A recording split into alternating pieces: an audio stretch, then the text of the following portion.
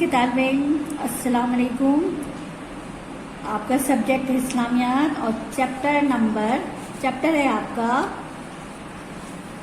سبق number 4 page number 18-19 اور chapter کا نام ہے ایمان کی تعریف. بچے جب ایمان کی تعریف کی بات ہوتی ہے تو ہمیں بہت سے ایسے لوگوں کی کہانیاں جو ہسٹری میں موجود ہیں ہمارے ان کے بارے میں پتہ چلتا ہے کہ انہوں نے کس طرح اس ایمان کو یا اسلام کو روکنے میں یا اللہ تعالیٰ کی وحدانیت کو روکنے میں کیا کیا ظلم و ستم کیے. بچوں آپ کے چیپٹر میں جو شروع میں جو کہانی دی گئی ہے فرعون کی، آپ کو پتہ ہے فرعون کون تھا؟ فرعون بہت ظالم بادشاہ تھا اور وہ خود کو خدا کہلواتا تھا اور زبردستی لوگوں کو مجبور کرتا تھا کہ اس کے آگے سجدہ کریں. اور اس میں بہت سارے لوگ اس کی ظلم کی چکی میں پستے چلے گئے، جس میں جس کنیز کا ذکر کیا گیا وہ کنیز جو حضرت موسیٰ علیہ السلام، حالانکہ دیکھیے حضرت موسیٰ علیہ السلام نے جو اللہ تعالیٰ کے نبی تھے انہوں نے فرعون کے ہی محل میں پرورش پائی اور ان کے رب پر ایمان لے آئی تھی. لیکن جب اس کو پتہ چلا فرعون کو تو اس نے اس کو اتنی سخت سزا دی کہ اس کو اور اس کی بچیوں کو آگ میں تیل کا کڑاؤ رکھا گیا اور اس میں ڈلوا دیا. اور لیکن اس کے باوجود اس نے اس کے آگے سجدہ کرنے سے انکار کر دیا اور وہ صرف یہی کہتی رہی کہ رب ایک ہے اور میں موسیٰ کے رب پر ایمان لے آئی ہوں لیکن میں تمہارے آگے نہیں جھکوں گی. اس کے بعد اسی طرح کی بہت ساری ظلم و ستم سے بھرپور بہت ساری داستانیں جو ہیں وہ اس کے اندر موجود ہیں، جو لوگوں نے اپنے اپنے وقتوں میں ظلم و ستم کیا ایمان لانے والوں پہ اور رب یا رب کی وحدانیت پہ یقین کرنے والوں پہ. لیکن وقت نے ثابت کر دیا کہ وہ غلط تھے اور رب ایک ہے اور وہی تخلیق کائنات ہے. اور اللہ تعالیٰ نے فرعون جیسے لوگوں کو دریائے نیل میں غرق کر دیا اور اس کی لاش آج بھی اہرام مصر یعنی کہ مصر میں کا جو عجائب گھر ہے اس کے اندر موجود ہے اور دنیا والوں کے لیے عبرت کا نشان ہے. بچوں تو اب ہم ایمان کی تعریف کی طرف آتے ہیں کہ ایمان کسے کہتے ہیں. ایمان کے لفظی معنی کہ اللہ تعالیٰ کو کی وحدانیت پر دل سے ماننا اور زبان سے اس کا اقرار کرنا کہ اللہ کے سوا کوئی عبادت نہیں ہے، کوئی عبادت کے لائق نہیں ہے، وہی تخلیق کائنات ہے اور یہ کائنات اسی نے بنائی ہے، وہی اس کو ایک دن ختم کر دے گا. اور اس کے بعد اس کے نبی کریم صلی اللہ علیہ وسلم پر ایمان لانا اور تمام جو بنیادیں اسلام کی ان سب پر ایمان لانا جو اللہ تعالیٰ نے دنیا میں بنائی ہیں. اب ہم ان بنیادوں کے بارے میں جاننا بہت ضروری ہے کہ وہ کون کون سی بنیادیں ہیں جن پہ ہمارے ایمان کی عمارت کھڑی ہے اور جس میں اگر ایک ہی بنیاد پہ اگر ہمارا ایمان ختم ہوا تو پورے ایمان کی جو بنیاد جو ہے جو ہمارے مسلمان ہونے کی جو بنیاد ہے وہ سب ڈھہ جائے گی. سب سے پہلے ایمان کے اجزاء، سب سے پہلے کہ اللہ تعالیٰ پر ایمان،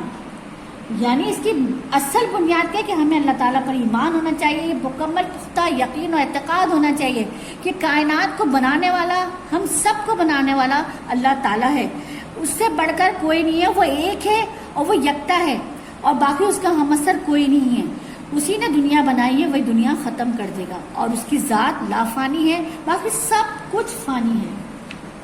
اس لیے ہمیں صرف اللہ سے لو لگانا چاہیے اور اس کی خوشنودی حاصل کرنا چاہیے. اس کے بعد دوسری بنیاد جو ہے بچوں فرشتوں پر ایمان. فرشتے اللہ تعالیٰ کی ایسی مخلوق ہے جو ہمیں نظر نہیں آتی لیکن جن کا ذکر قرآن میں موجود ہے کیونکہ وہ نوری مخلوق ہیں اور اللہ تعالیٰ نے انہیں آگ سے بنایا اور انہیں مختلف کاموں کے پر معمور کیا گیا ہے. اس طرح تو بے شمار فرشتے ہیں جو ہر وقت اللہ تعالیٰ کے حضور سجدہ ریز رہتے ہیں، لیکن ان میں کچھ فرشتے ایسے ہیں جنہیں اللہ تعالیٰ نے مختلف کاموں کے لیے معمور کیا ہے، جن میں حضرت جبرائیل علیہ السلام جو اللہ کے پیغمبر پر وحی لاتے تھے، اس کے بعد حضرت میکائیل علیہ السلام جو بارش برساتے ہیں، اس کے بعد حضرت اسرائیل علیہ السلام جو لوگوں کی جو جانداروں کی روح نکالتے ہیں اور قیامت تک نکالتے رہیں گے. اس کے بعد حضرت اسرافیل علیہ السلام جو قیامت کے دن سور پھونکیں گے جس سے پوری دنیا ختم ہو جائے گی. اس کے بعد تیسری بنیاد ہے آسمانی کتابوں پر ایمان. اللہ تعالیٰ نے ہر دور میں نبی بھیجے اپنے اور رسول بھیجے اور ان کو انسانوں کے لیے ہدایت کا سرچشمہ بنایا، ان پر مختلف صحیفے بھیجے اور کتابیں بھیجی اور انہوں نے ان کے مطابق لوگوں کو اس کی تعلیم دی اور اللہ کی راہ پر، اللہ کے بتائے ہوئے راستے پر چلنے کا سبق دیا. بچوں آسمانی کتابیں ہیں 4 جن میں توریت، زبور، انجیل اور قرآن مجید۔ توریت حضرت موسیٰ علیہ السلام پر، زبور حضرت داؤد علیہ السلام پر، انجیل حضرت عیسیٰ علیہ السلام پر، آخری کتاب قرآن مجید یعنی ہمارے پیارے نبی حضرت محمد صلی اللہ علیہ وآلہ وسلم پر نازل ہوئی۔ اس کے بعد ہمارے نبی کے بعد نبوت اور رسولہ کا سلسلہ ختم ہو گیا، اور کتاب اور ہمارے قرآن میں آخری کتاب ہے، نہ اس کے بعد کوئی کتاب نازل ہوگی اور نہ ہمارے نبی کے بعد کوئی نبی اور یا رسول آئے گا۔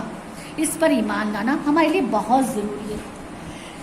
اب اس کے بعد نمبر 4 ہے، بنیاد نمبر 4 اللہ کے پیغمبروں پر ایمان۔ تو بچوں آپ کو جیسا کہ آپ جانتے ہیں کہ اللہ تعالیٰ نے 1,24,000 پیغمبر دنیا میں بھیجے، ان سب کے نام ترتیب سے قرآن مجید میں موجود ہیں، اور بحیثیت مسلمان ہمارا ان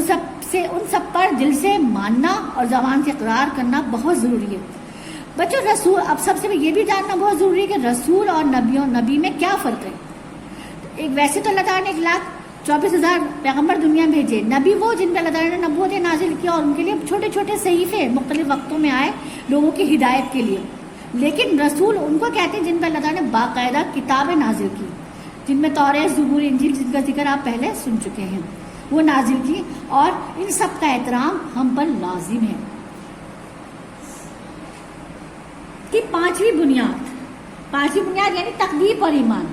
تقدیر یعنی کہ اپنے نصیب پر ایمان، کہ جو کچھ ہمارے ساتھ اچھا ہوتا ہے وہ سب اللہ تعالیٰ نے ہمارے نصیب میں لکھا ہے، اور جو کچھ برا ہوتا ہے وہ بھی اللہ تعالیٰ نے ہمارے نصیب میں لکھا ہے۔ اس کا قصوروار ہمیں کسی انسان کو دینے کا ہمیں کوئی حق نہیں، کیونکہ اچھی اور بری تقدیر صرف اللہ بنانے والا ہے۔ اچھا اور برا صرف اللہ جزا و سزا دینے والا ہے، ورنہ دنیا میں کسی کی کیا مجال کہ وہ کسی کو جزا دے یا کسی کو سزا دے۔ اس پہ مکمل یقین رکھنا اور اس پہ مکمل طور پہ راضی ہونا، یہی ہمارے ایمان کی پہچان ہے۔ ہاں، اس کے بعد اب چھٹی منزل ہے، چھٹی بنیاد ہے اسلام کی، ایمان کی، ہمارے یوم آخرت پر یقین، یعنی کہ اس دن پر یقین، قیامت کے دن پر یقین کہ جس دن ساری دنیا ختم ہو جائے گی، اور وہ دن ضرور آئے گا،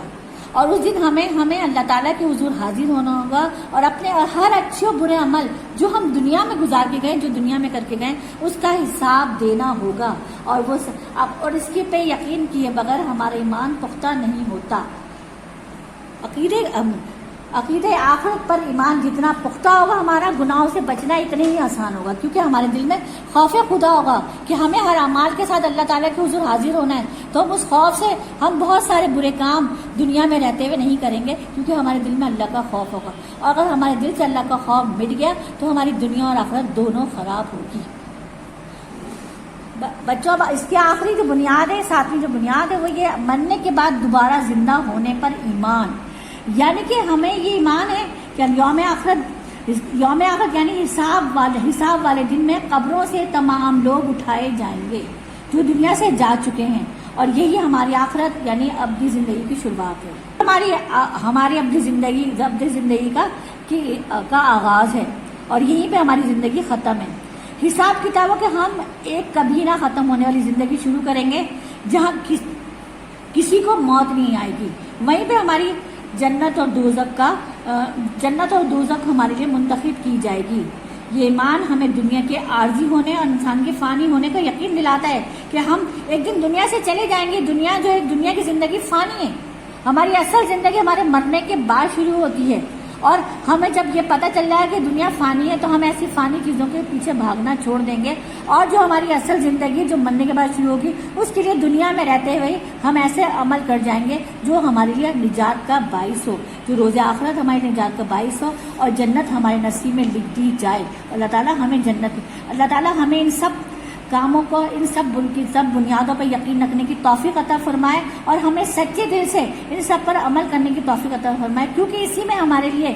دنیا میں کامیابی اور آخرت میں جہنم سے نجات کا راز بنا ہے۔ تو امید ہے بچوں آپ کو یہ سب کچھ سمجھ میں آ گیا ہوگا۔ انشاءاللہ اگلے سبق کے ساتھ ہم پھر حاضر ہوں گے۔ اللہ حافظ۔